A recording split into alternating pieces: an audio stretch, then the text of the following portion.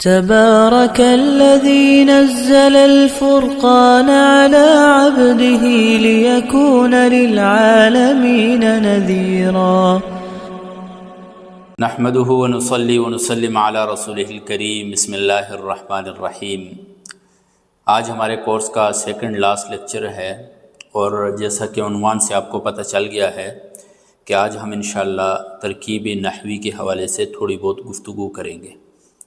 بنیادی طور پر آپ سمجھیں ترکیب کسے کہتے ہیں۔ ترکیب جوڑنا، ملانا، رکب یرکب ترکیب مرکب سے ہے جیسے۔ تو ترکیب اصطلاحی تعریف جو ترکیب کی، جو میں آپ کے لیے آسان الفاظ میں بیان کروں، وہ ہے ایک جملے کے اندر الفاظ کے آپس میں تعلق کو واضح کرنا۔ ایک جملہ ہے پورا، اس جملے کے اندر چند الفاظ ہیں، ان الفاظ سے مل کر ایک جملہ بنا ہوا ہے، تو ان الفاظ کا آپس میں کیا تعلق ہے ایک دوسرے کے ساتھ، ان کا آپس میں کیا ربط ہے، کیا جوڑ ہے، اس تعلق، اس ربط، اس جوڑ کو معلوم کرنا، یہ ترکیب ہے۔ آپ کو پتہ چل جائے کہ پہلا لفظ کا دوسرے کے ساتھ کیا ہے، پھر ان دونوں کا اگلے لفظ کے ساتھ کیا تعلق ہے، بس یہی ترکیب نحوی ہے۔ ٹھیک ہے، چند چیزیں آپ سمجھیں۔ دیکھیں، بنیادی طور پر نحوی ترکیب کا جو مین ستون ہے وہ ہے جملہ۔ وہ ہے کیا؟ جملہ۔ پھر آپ نے گزشتہ لیکچروں میں آپ نے تفصیل سے پڑھا ہے، جملہ کی دو قسمیں ہیں، جملہ اسمیہ یا جملہ خبری، جملہ فعلیہ۔ جملہ اسمیہ یا فعلیہ، کوئی بھی عبارت آپ کے سامنے آ جائے، کسی بھی طرح کی عبارت آ جائے، اس کا اینڈ یا تو جملہ اسمیہ پر ہوگا یا جملہ فعلیہ پر ہوگا۔ ٹھیک ہے، بسا اوقات یہ ہوتا ہے کہ جملہ اسمیہ ہی میں پھر مختلف جملہ اسمیہ مؤکدہ وغیرہ اس طرح کی چیزیں بھی آ جاتی ہیں، لیکن کہا اس کو جملہ اسمیہ ہی جاتا ہے۔ تو اینڈ ہر چیز کا کسی بھی کلام کا کہاں پر ہوگا، یا تو جملہ اسمیہ پر ہوگا یا جملہ فعلیہ پر ہوگا۔ ٹھیک ہے، اب جملہ اسمیہ کو ہم لیتے ہیں، تو اسمیہ میں اسمیہ کی ابتدا جو ہوتی ہے وہ مبتدا اور خبر سے ہوتی ہے، اسم سے ہوتی ہے، یعنی اس کی ابتدا کس سے ہوتی ہے؟ اسم سے ہوتی ہے۔ جب اسم سے اس کی ابتدا ہو گئی تو لا محالہ اس کے دو جز ہوں گے، مبتدا۔ اب جب پہلا اسم مبتدا ہو گیا تو آپ کے ذہن میں آ جانا چاہیے کہ آگے ضرور بضرور اس کی خبر موجود ہوگی، آگے اس کی کیا موجود ہوگی؟ خبر موجود ہوگی۔ جیسے دیکھیں، مثال سے میں آپ کو سمجھاتا ہوں، چھوٹے چھوٹے جملوں کی ہم ترکیب کرتے ہیں تاکہ آپ کو اچھی طرح سمجھ میں آ جائے۔ اللہ نور، اللہ نور۔ تو دیکھیں، جملے کی ابتدا کہاں سے ہو رہی ہے؟ اسم سے ہو رہی ہے یا فعل سے ہو رہی ہے؟ اسم سے ہو رہی ہے۔ تو ہم کہیں گے اس کو لفظ اللہ مبتدا اور نور خبر، مبتدا خبر مل کر جملہ اسمیہ۔ ٹھیک ہے، تھوڑی سی تبدیلی ہوتی رہتی ہے کبھی کبھار، کہ خبر جو ہے وہ بسا اوقات چند اجزاء پر مشتمل ہوتی ہے، 2 سے 3 اجزاء پر مشتمل ہوتی ہے۔ ٹھیک ہے، تو وہاں پر پھر ان سب کو ملا کر، ان کا آپس میں تعلق جوڑ کر پھر اس کو خبر بنا دیا جاتا ہے۔ یعنی جس طرح جملہ ایک مفرد لفظ ہے، تو اس طرح ایک جملہ پورا بھی کیا ہوتا ہے؟ خبر بن جاتی ہے۔ ٹھیک ہے، جیسے اسی کو ہم لے لیتے ہیں، اللہ نور السماوات، سماوات، اللہ نور السماوات۔ تو ہم کہیں گے لفظ اللہ مبتدا، نور مضاف، اور السماوات مضاف الیہ، اور مضاف الیہ کے حوالے سے میں نے آپ کو بتایا تھا کہ ان میں ترجمہ کیا ہوتا ہے، کا کے کی کا عموماً ترجمہ ہوتا ہے، عموماً کا کے کی کا ترجمہ ہوتا ہے۔ اللہ آسمانوں کا نور ہے، آسمانوں کا نور ہے، تو کا کے کی کا ترجمہ عموماً کیا آتا ہے وہاں پر، کس میں آتا ہے؟ مضاف اور مضاف الیہ میں آتا ہے۔ تو دیکھیں لفظ اللہ مبتدا، نور مضاف، السماوات مضاف الیہ، مضاف الیہ مل کر یہ مبتدا کے لیے خبر، مبتدا خبر مل کر جملہ اسمی۔ بسا اوقات اس سے بھی بڑا جملہ ہو سکتا ہے، اس سے بھی کیا ہو سکتا ہے؟ بڑا جملہ ہو سکتا ہے، اس کو بھی ہم مزید اس کا تعلق جوڑتے ہیں، جوڑ کر مزید آگے ہم وہ کرتے ہیں۔ جیسے دیکھیں اسی مثال کو ہم لے لیتے ہیں، اللہ نور السماوات والارض، تو اب دیکھیں آپ نے واو کے حوالے سے پڑھایا تھا کہ واو عاطفہ ہے، ٹھیک ہے، عطف کے لیے بھی آتا ہے، تو ہم کیا کہیں گے یہاں پر؟ اب دیکھیں دو اسموں کے درمیان حرف عطف آ گیا، تو اصطلاحات ہم نے پڑھی تھی شروع میں، ہر لیکچر میں جہاں جہاں اصطلاحات آئی تھی وہاں پر ہم نے پڑھی تھی، وہ آپ کو یاد ہونی چاہیے اصطلاحات۔ وہ حرف عطف کے حوالے سے میں نے اصطلاحات آپ کو بتائی تھی، معطوف علیہ، معطوف، ٹھیک ہے۔ اب السماوات کا عطف، الارض کا عطف السماوات پر ہو رہا ہے، تو یعنی الارض جو ہے یہ اس کے تابع ہوگا اعراب میں، ان چیزوں میں، ٹھیک ہے۔ تو ہم کہیں گے معطوف علیہ، اور اسی طرح واو حرف عاطفہ الارض۔ اب دیکھیں السماوات کا جو اعراب ہے وہی الارض کا بھی ہوگا، السماوات کا جو عامل ہوگا وہی اس کا بھی ہوگا، ٹھیک ہے۔ تو الارض کو ہم کہیں گے معطوف، ٹھیک ہے۔ معطوف اپنے معطوف علیہ اپنے معطوف سے مل کر، معطوف علیہ اپنے معطوف سے مل کر، نور مضاف کے لیے مضاف الیہ، تو یہ دیکھیں ہم نے اس کا تعلق بنا دیا نا، مضاف الیہ اپنے مضاف سے مل کر، لفظ اللہ مبتدا کے لیے خبر، مبتدا خبر مل کر جملہ اسمیہ ہو گیا، مبتدا خبر مل کر جملہ اسمیہ ہو گیا۔ سمجھ میں آ گئی نا آپ کو بات یہ کہ خبر جو ہے عموماً خبر کے بعد جو ہے نا اس طرح کے جملے آتے رہتے ہیں، ایک لفظ دوسرے پہ عطف ہو رہا ہوتا ہے، دوسرا تیسرے پہ ہو رہا ہوتا ہے، تیسرے چوتھے پہ، ان سب کو ہم ملاتے ہیں آپس میں، ملانے کے بعد اس میں ہم کیا کر دیتے ہیں، اس کو اگر وہ حرف جار کے لیے مجرور بن جاتا ہے، ٹھیک ہے، حرف جار کے لیے کیا بن جاتا ہے؟ مجرور بن جاتا ہے، یا مضاف کے لیے مضاف الیہ بن جاتا ہے، یا موصوف کے لیے صفت بن جاتا ہے، یا کیا بن جاتا ہے؟ موصوف کے لیے صفت بن جاتا ہے۔ اچھا جی، یہاں تک ہو گیا۔ اب آگے ہم آتے ہیں اس کی طرف، جملہ فعلیہ کی طرف۔ فعلیہ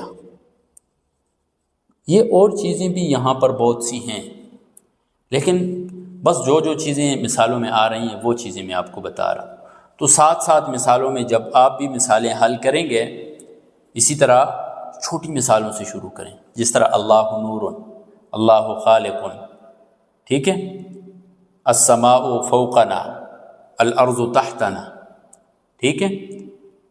یہ چھوٹی چھوٹی مثالوں کی آپ ترکیب کریں، پھر جملے کو بڑا کریں، پھر اس سے بڑا کریں، اس طرح، تو چھوٹے سٹیپ سے جب آپ اوپر کی طرف جائیں گے کرتے کرتے تو آپ کو بہت اچھی طرح سمجھ میں آ جائے گا۔ جملہ فعلیہ کے پارٹس آپ کو پتہ ہیں، فعل پلس فاعل پلس مفعول پلس مفعول، یہ عموماً یہ ہوتے ہیں، اس میں کبھی کبھار مفعول نہیں بھی ہوتا ہے، ٹھیک ہے۔ جہاں جملہ کی ابتدا فعل سے ہو رہی ہو تو آپ نے فعل فاعل مفعول کے ذریعے ترکیب کرنی ہے، جہاں اسم سے ہو رہی ہو تو مبتدا خبر کے ذریعے آپ نے اس کی ترکیب کرنی ہے، ٹھیک ہے۔ جیسے دیکھیں اس کی میں مثال آپ کو دے دیتا ہوں،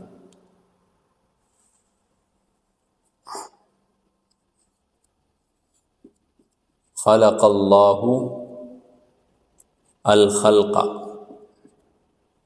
خلق فعل، ٹھیک ہے، ہر فعل کے لیے فاعل ہوتا ہے، وہ کیا ہے؟ لفظ اللہ فعل فاعل اور الخلق مفعول به خلق اللہ الخلق. اچھا جی یہ بھی ہو گیا. اب یہاں پر دیکھیں آپ کہ بسا اوقات کیا ہوتا ہے کہ مفعول بھی اسی طرح ہوتا ہے، 2-3 مضاف مضاف الیہ بھی ہو سکتا ہے، یعنی مضاف مضاف الیہ مل کر مفعول بن جائے. ٹھیک ہے، جار مجرور مل کر متعلق ہو کر وہ کیا بن جاتا ہے؟ مفعول بن جاتا ہے. مختلف آگے جملے آ جاتے ہیں وہ مفعول بن جاتے ہیں. ٹھیک ہے، اب دیکھیں جس طرح فاعل جو ہے وہ یہاں پر ظاہر ہے نا، اسی طرح بسا اوقات ظاہر نہیں ہوتا ہے لیکن اس فعل کے اندر ضمیر فاعل ہوتی ہے. اس فعل کے اندر کیا ہوتی ہے؟ ضمیر کیا ہوتی ہے؟ فاعل ہوتی ہے. جیسے دیکھیں ایک اور میں مثال آپ کو سمجھا دیتا ہوں، لیکن اس سے پہلے آپ سمجھیں ایک چیز بطور نقطہ کہ آپ سمجھیں. متعلق فعل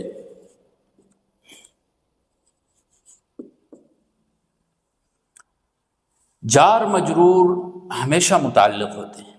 متعلق مطلب جب آپ حرف جار اور مجرور کو آپس میں ملاتے ہیں تو جار مجرور براہ راست کسی جملے کا جو ہے وہ جز نہیں بنتا ہے، براہ راست کسی جملے کا جز نہیں بنتا ہے، بلکہ اس کو کسی کے ساتھ ملایا جاتا ہے، کسی کے ساتھ تعلق اس کا جوڑا جاتا ہے. کس کے ساتھ جوڑا جاتا ہے؟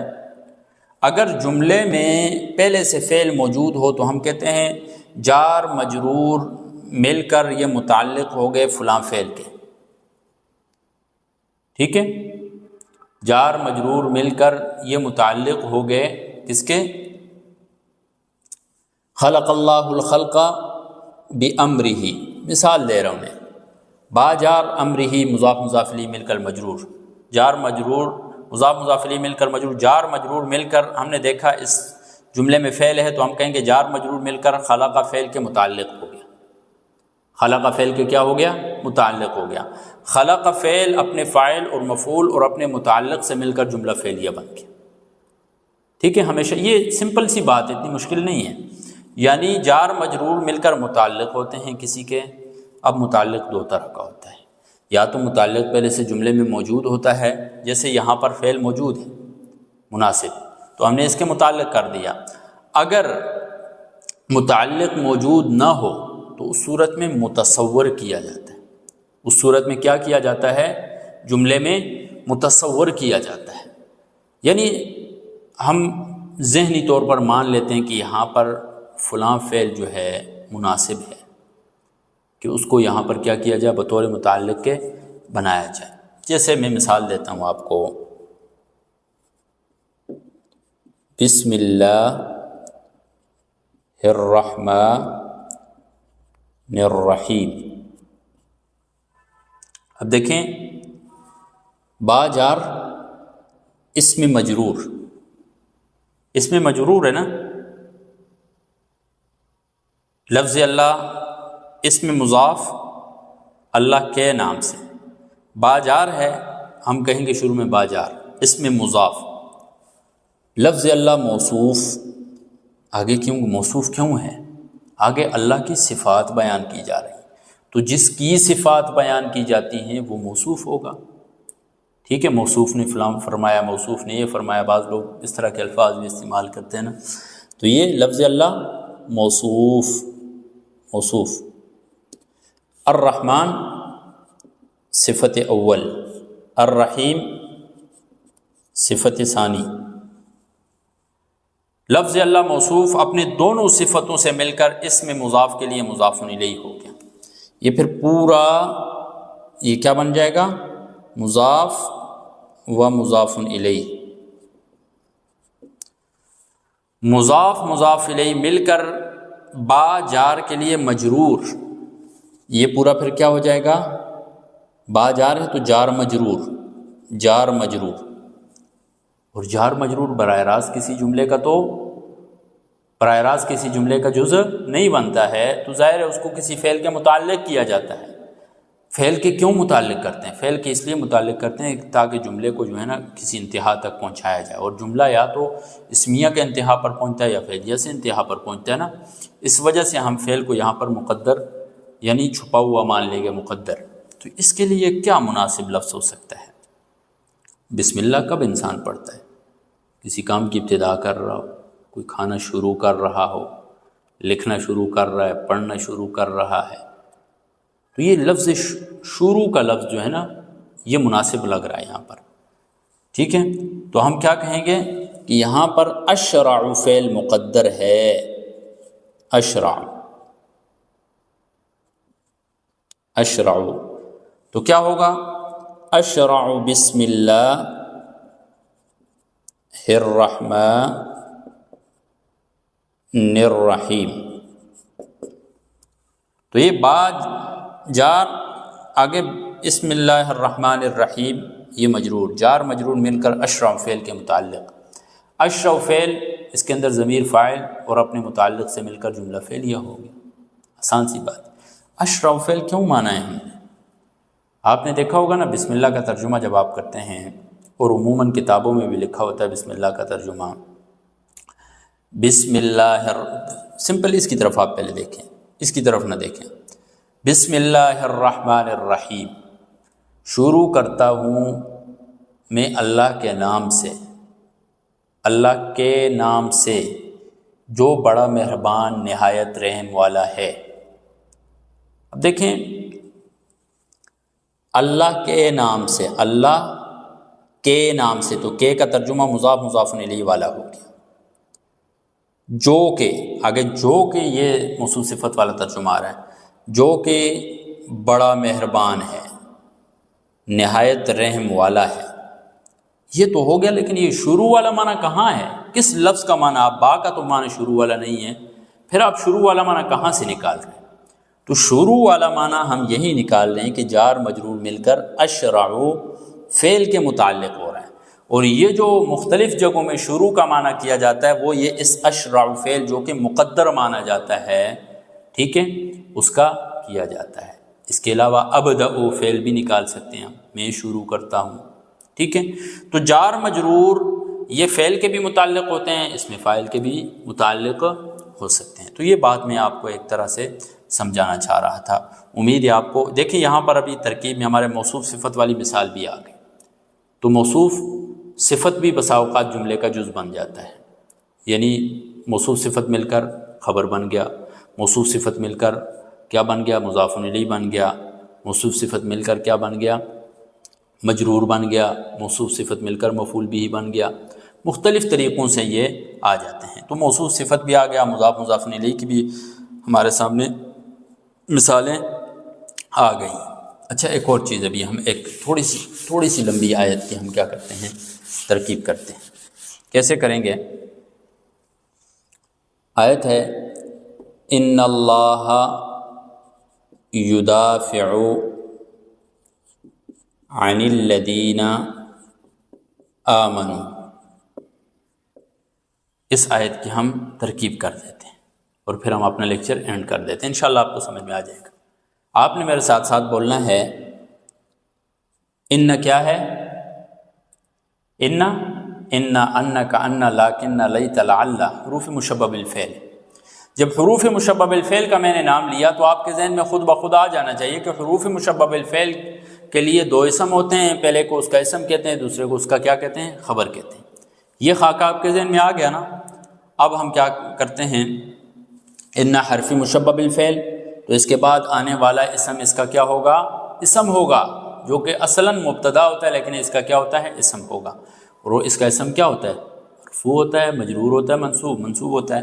ان اللہ، ان حرف مشبہ بالفعل، لفظ اللہ اسم و ان۔ اب دیکھیں میں نے آپ کو بتایا تھا نا، بسا اوقات خبر جو ہے وہ پورا ایک جملہ بھی بن جاتی ہے۔ تو اب دیکھیں یدافع فعل، اس کے اندر ضمیر فاعل دفاع کرتا ہے، کون کرتا ہے؟ اس کے اندر ہوا ضمیر ہے جو کہ لوٹ رہی ہے لفظ اللہ کی طرف۔ تو یہاں سے ایک اور ہمیں چیز سمجھ میں آ گئی، راجع اور مرجع، راجع اور مرجع۔ جو ضمیر ہوتی ہے اسے ہم راجع بولتے ہیں، ٹھیک ہے، ضمیر کو، اور جس کی طرف لوٹتی ہے اسے ہم مرجع بولتے ہیں، اسے ہم کیا بولتے ہیں؟ مرجع بولتے ہیں۔ ہمیشہ اکثر و بیشتر فعل کے اندر ضمیر ہوتی ہے جو کہ فاعل ہوتی ہے، اور وہ کسی اسم کی طرف لوٹ رہی ہوتی ہے، کسی ذات کی طرف نا، فاعل کوئی بندہ ہوگا، کوئی بندی ہوگی، کوئی چیز بھی ہوگی، تو ضمیر کو راجع، اور جس کی طرف لوٹ رہی ہے اسے کیا کہیں گے ہم؟ مرجع وہ کہیں گے۔ اس کے اندر ضمیر جو ہے یدافع فعل کے اندر وہ لفظ اللہ کی طرف لوٹ رہی ہے۔ یدافع فعل، اس کے اندر ضمیر فاعل، فعل پلس فاعل، ٹھیک ہے، یہ ہو گیا۔ عن کیا ہے؟ حروف جارہ میں سے ہے، ہر جار کے لیے مجرور ہوتا ہے، آگے ہم مجرور ڈھونڈیں گے۔ عن حرف جار، الذین اسم موصول، اسم موصول کی بیس میں ہم نے پڑھا تھا کہ جب بھی اسم موصول آ جائے اس کے لیے آگے صلہ ہوتا ہے، موصول کے لیے کیا ہوتا ہے؟ صلہ ہوتا ہے۔ الذین اسم موصول، آمنو، آمنو، آمنو فعل، اس کے اندر ضمیر فاعل، فعل فاعل مل کر فعل جمع فاعل، ہم فاعل ہوگا نا اس کے اندر، ٹھیک ہے، فعل فاعل مل کر صلہ، اور یہ موصول، موصول صلہ مل کر مجرور، عن جار کے لیے، جار مجرور مل کر یدافع فعل کے متعلق، یدافع فعل اپنے فاعل اور اپنے متعلق سے مل کر یہ ان کے لیے خبر، یہ پورا کیا بن گیا؟ خبر و ان، خبر و ان اپنے اسم اور خبر سے مل کر جملہ اسمیہ مؤکدہ بن گیا، تاکید آ گئی نا ان کے ذریعے تھوڑی سی بس۔ تو یہ چھوٹی چھوٹی باتیں جو ترکیب نحوی کے حوالے سے میں نے آپ کے سامنے رکھی ہیں، امید ہے آپ کو اچھی طرح سمجھ میں آ گیا ہوگا۔ آپ کوئی چیز اس میں سے سمجھ میں نہیں آتی آپ کمنٹ کر کے بھی پوچھیں، جو اسٹوڈنٹ ہمارے ساتھ رجسٹرڈ ہیں وہ ہم سے براہ راست واٹس ایپ پر بھی پوچھ سکتے ہیں۔ جزاکم اللہ خیر۔